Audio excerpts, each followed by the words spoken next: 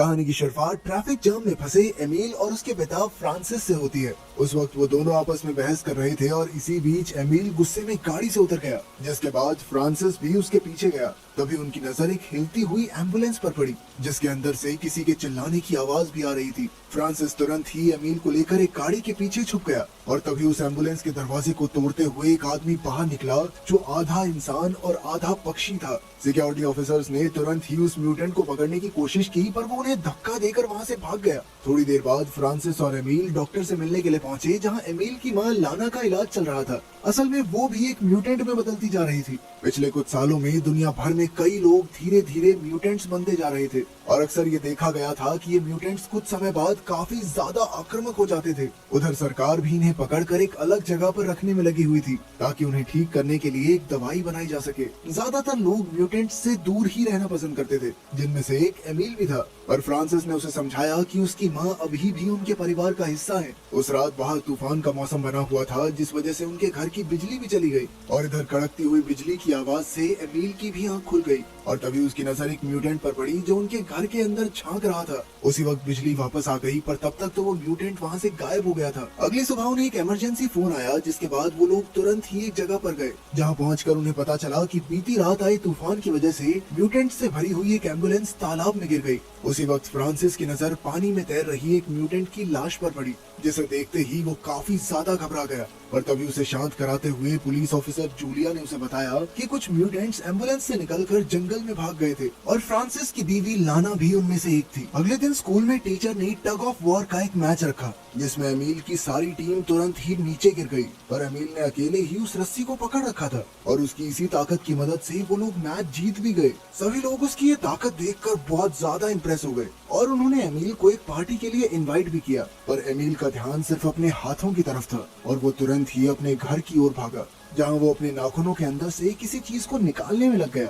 और काफी दर्द के बाद आखिरकार उसने अपने नाखूनों के अंदर से छोटे छोटे क्लॉज निकाले, जिसका मतलब था कि वो खुद भी एक म्यूटेंट बनने लग गया था। इसके बाद उसने अपनी टी शर्ट निकाल कर देखा कि उसकी पीठ का आकार भी धीरे धीरे बदलता जा रहा था। अपने अंदर इतने सारे बदलाव देखकर एमिल बहुत ज्यादा घबरा गया। उधर फ्रांसिस सुपरमार्केट में था, जहाँ उसकी मुलाकात जूलिया से हुई। तभी उन्हें अचानक किसी के चिल्लाने की आवाज सुनाई दी। असल में एक कस्टमर ने किसी म्यूटेंट को देख लिया था और ये जानकारी मिलते ही जूलिया ने अपने साथियों को पूरा स्टोर खाली करने को कहा। पर फ्रांसिस फिर भी उस म्यूटेंट को ढूंढने में लग गया। उसे उम्मीद थी कि कहीं ये म्यूटेंट उसकी बीवी लाना तो नहीं, पर जब उसने उस म्यूटेंट को देखा तो वो बस एक लड़की थी जो मछली खाने आई थी। लेकिन अपने आप को घिरा हुआ देखकर उसने जूलिया के ऊपर चीजें फेंकते हुए भागना शुरू कर दिया, लेकिन फिर भी जूलिया ने उसे बड़ी ही आसानी से पकड़ लिया। अगले फ्राइडे एमिल अपने दोस्तों के साथ पार्टी में गया, जहाँ सभी लोग काफी मजे कर रहे थे। पर तभी अचानक से एमिल को शराब की वजह से परेशानी होने लगी, जिसके लिए नीना नाम की एक लड़की ने उसे एक दवाई दी। पर फिर एमिल अपने आप को उसके हाथों को चाटने से रोक नहीं पाया और उसकी ये हरकत देखकर वहाँ बैठे सभी बच्चे उस पर हंसने लग गए। अपना मजाक बनते हुए देखकर एमिल को काफी ज्यादा शर्म आ रही थी, इसीलिए वो तुरंत ही जंगल की ओर भाग गया। अगली सुबह जब उसकी आंख खुली तो वो एक लेक के पास पड़ा हुआ था और तभी उसे अपने मुंह में खून का एहसास हुआ, जिसे थूक कर वो तुरंत ही अपने घर की तरफ निकल गया। बाथरूम पहुंचकर उसने सबसे पहले अपने मुंह से एक पंख निकाला, जिसका मतलब था कि रात को उसने एक चिड़िया का शिकार किया था। थोड़ी देर बाद एमिल और फ्रांसिस पुलिस बैरिकेड्स को तोड़कर जंगल में लाना की तलाश के लिए निकल गए। जहाँ रास्ते में एमिल ने अपने पिता से पूछा कि जब उसकी माँ बदल रही थी तो उन्हें कैसा महसूस होता था, जिस पर फ्रांसिस ने जवाब दिया कि उसे तो कभी भी कुछ अजीब नहीं लगा, क्योंकि वो आज भी लाना को अपनी बीवी मानता था और बस थोड़ी सी बदल तो गई थी वो, और क्या हुआ था। रात होने के बाद उन्होंने लाना को ढूंढने के लिए गाड़ी का इस्तेमाल किया, जिसमें लाना का पसंदीदा गाना बज रहा था। जिसके बाद वो लोग गाड़ी में ही सो गए और सुबह आँख खोलने पर एमिल ने देखा कि उसकी उंगलियां धीरे धीरे बदल रही थी और तभी अचानक से उसका कुत्ता जंगल की ओर भाग गया, जिसका पीछा करते हुए अचानक से एम्बुलेंस से भागे उसी बर्डमैन ने एमिल पर हमला कर दिया, जिसमें एमिल के कंधे से खून भी निकलने लग गया। पर जैसे ही उसकी नजर एमिल की आंखों पर पड़ी तो उसे एहसास हुआ कि एमिल भी एक म्यूटेंट ही था और इसीलिए वो वहीं पर रुक गया। पर तभी फ्रांसिस अपने बेटे को बचाने के लिए वहां आ गया, जिसके बाद वो एमिल को लेकर तुरंत ही वहां से निकल गया। रास्ते में फ्रांसिस ने हॉस्पिटल जाने की बात कही, जिसके लिए एमिल ने साफ इनकार कर दिया क्योंकि वो जानता था कि हॉस्पिटल पहुंचते ही क्या होगा। उन दोनों की इस बहसबाजी के बीच अचानक से एक घोड़ा उनकी गाड़ी के आगे आ गया, पर फ्रांसिस ने सही समय पर ब्रेक लगाकर उसे बचा लिया। असल में वो एक राइडिंग स्कूल के पास पहुंच गए थे जहां एक म्यूटेंट ने कुछ घोड़ों पर हमला कर दिया था और इसीलिए जूलिया और उसकी टीम भी वहीं पर मौजूद थी। और इसी मौके का फायदा उठाकर फ्रांसिस ने आर्मी डॉक्टर से एमिल के कंधे पर कुछ स्टिचेस लगवा लिए, पर कुछ ही देर बाद एमिल ने उन स्टिचेस को हटाकर अपना ही खून चाटना शुरू कर दिया। स्कूल के बाद घर जाते वक्त एमिल को अपने शरीर में हो रहे बदलाव की वजह से साइकिल चलाना मुश्किल हो रहा था, पर नीना ने उसकी मदद करने की पूरी कोशिश की, यहाँ तक कि वो एमिल को अपने साथ समय बिताने के लिए घर पर भी ले गई। नीना के घर से निकलकर एमिल तालाब में मछली का शिकार करने गया, जहाँ उसने अपने हाथों से एक मछली को पकड़ा। शिकार के बाद वो बर्डमैन की तलाश में लग गया जो उस वक्त उड़ने की कोशिश कर रहा था, और उसके मिलते ही एमिल ने वो मछली उसे खाने के लिए दे दी। जिसके बाद उसे पता चला कि उस बर्डमैन को अपना असली नाम तो याद नहीं था, पर उसने खुद ही अपना नाम फिक्स रख लिया था। उसके शरीर पर लगी चोटों को देखकर एमिल ने हिसाब लगाया कि इसे एक दूसरी जगह पे ले जाना चाहिए जहां वो अपनी उड़ने की प्रैक्टिस अच्छे से कर सके, और इसीलिए वो उसे तालाब के पास ले गया जहां सभी टहनियों को हटाने के बाद फिक्स वहां प्रैक्टिस करने के लिए तैयार हो गया। उसी शाम वापस घर जाते वक्त उसे साइकिल चलाने में काफी दिक्कत आ रही थी और इसीलिए उसने साइकिल को वहीं पर छोड़ने का फैसला किया, जिसके बाद उसने अपने पिता को साइकिल के चोरी हो जाने की झूठी कहानी सुना दी। अगले दिन बार में काम करते वक्त अचानक से एक म्यूटेंट ने फ्रांसिस पर हमला कर दिया, पर तभी उसने देखा कि वो म्यूटेंट चेन से बंधा हुआ था, इसीलिए वो उसे शांत करने लग गया। तभी अचानक उसे एक और म्यूटेंट के भागने की आवाज सुनाई दी, जिसके बाद फ्रांसिस की एक साथी ने आकर उस म्यूटेंट को शांत करने की कोशिश की। असल में वो म्यूटेंट उसी लड़की का रिश्तेदार था जिसे वो पुलिस से छुपा रही थी, पर वो म्यूटेंट चेन तोड़कर वहां से भाग गया और उसे देखकर बार में मौजूद सभी लोगों में अफरा तफरी मच गई। फ्रांसिस को लग रहा था कि वो दूसरा म्यूटेंट कोई और नहीं बल्कि लाना ही थी, और इसीलिए वो उसका पीछा करते हुए जंगल की ओर भागा,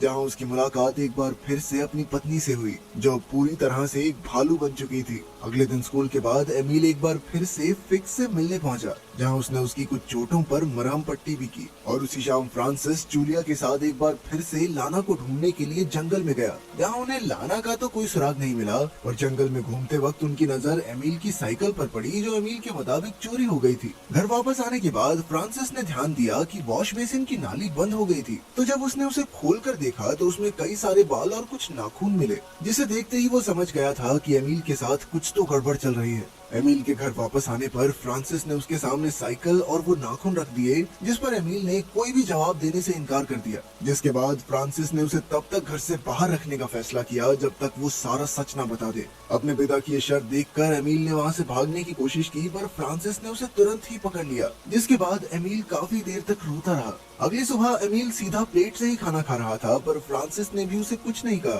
साथ ही उसने एमिल को लाना की कुछ दवाइयाँ भी दी, जिन्हें वो अपनी क्लास के दौरान इस्तेमाल कर सकता था। एमिल के शरीर की जांच करने के बाद उसने एमिल को हर रोज अपने नाखून काटने को कहा, और साथ ही स्कूल जाते वक्त अपने कानों में रुई भरने को कहा, ताकि उसे दूर की आवाजें थोड़ी धीरे सुनाई दें। अगले दिन जब एमिल फिक्स से मिलने गया तो उसे पता चला कि अब फिक्स सिर्फ चिड़िया की ही आवाज निकाल सकता था, और वो अपनी बोलने की ताकत खो बैठा था। अपने दोस्त की ये हालत देखकर एमिल ने उसे गले लगा लिया, जिसके बाद फिक्स ने उसे उड़कर भी दिखाया। फिक्स से मिलने के बाद एमिल सीधा मेले में चला गया, जहाँ फ्रांसिस को भी काम कर रहा था, और एमिल को वहाँ देखकर वो बहुत ज्यादा गुस्सा हो गया, क्योंकि उसने एमिल को सबसे छुपकर रहने को कहा था, और इसी वजह से उन दोनों के बीच बहस शुरू हो गई, जो जल्द ही हाथापाई में बदल गई, जिसमें एमिल ने अपने पिता के कंधे पर काट लिया। वहाँ से गुस्से में निकलने के बाद उसकी मुलाकात नीना से हुई, जिसने उसे खेतों में एक वॉक पर चलने का सुझाव दिया, और उसकी बात मानते हुए वो उसके साथ वॉक करने के लिए तैयार हो गया। इस दौरान वो एक दूसरे के काफी करीब आ गए, पर जैसे ही एमिल ने अपनी टी शर्ट उतारी तो नीना की नजर उसके बदलते हुए शरीर पर पड़ी,